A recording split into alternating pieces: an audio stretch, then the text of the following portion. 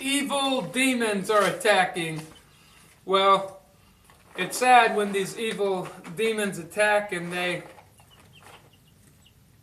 are saying, "Go back to school, youth, you stupid young youth, and learn to be well schooled." We have a saying in America, and it's, "You just got schooled," right? So grab you some kettle corn, popcorn, and some coffee, and tune in.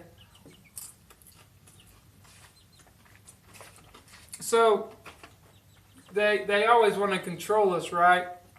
Our habits and mannerisms, and they always know a lot more than us, right?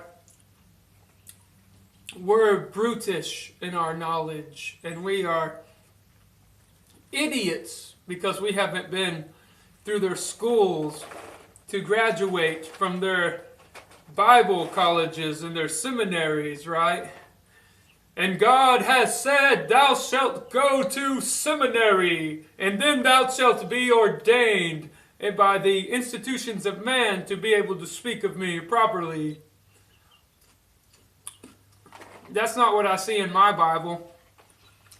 So, just as I'm eating this popcorn, and I just got done drinking some club soda. It's got the bubbles in it, you know.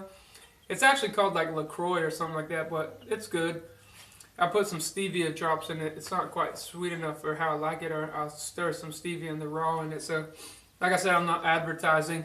That's just what I like to do. So, you can eat and drink too, and that's what communion is. That's what the scripture speaks of when it speaks of Passover, and it speaks of the fellowship they were having in the early gatherings there. They were actually eating an entire meal and drinking entire pitchers of drinks together, not some ritual Cyprian came up with his dogma that became the transubstantiation, eating the wheat god or the cookie god.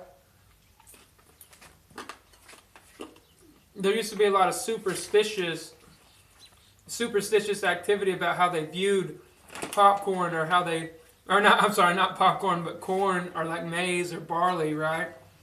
And the way that the warm and the cold would come and go, and how they attributed it to the stars. And that's how, whenever we find these heroified apotheosis guys that they turn into gods, they act as though they control the seasons, they control the weather.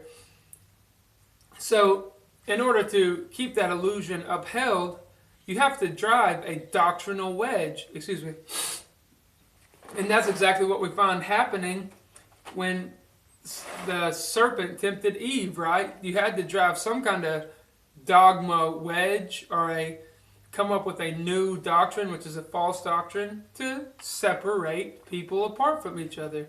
Sow discord, division. And that's what Paul talks about in 1 Corinthians, right? So, shun the barbarians who aren't aristocratic, and show the proper mannerisms and the high culture of our European ancestry and the Aryan race, right? Get down there in school and learn about evolution. You need to go back to school, they say, right? Go back to college, yes, and learn the kind of garbage that's probably floating around inside of these people's heads who believe in Darwinian logic, and that they're the fiercest competitor and the one who deserves to be put on a pedestal and be ranked above the others to control them. Yeah, that's what I need to do. Is that what I need to do? Really? Is that what anybody on planet Earth needs to do? No, because we don't need to be competitive. We don't need to war against each other and fight, right? So,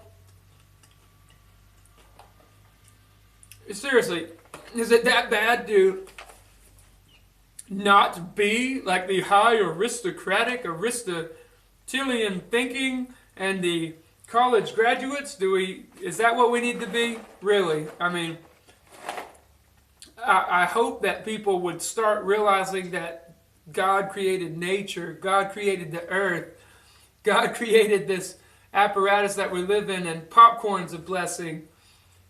Baby chickens are a blessing. Your children are blessings. Your family is blessings. And if you don't have that, just there's blessings all around. I mean, and a lot of times we don't even take that into account. And then when something bad happens, that's when we want God, right? Oh, now something bad's happening. Now I want God.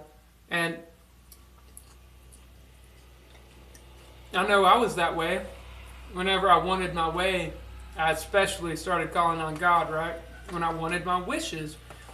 And that's why James says, when he's talking about the war and the lust that fights in us, and wars in us, he says that you ask amiss. You have not because you ask, that you can consume it upon your lust, right?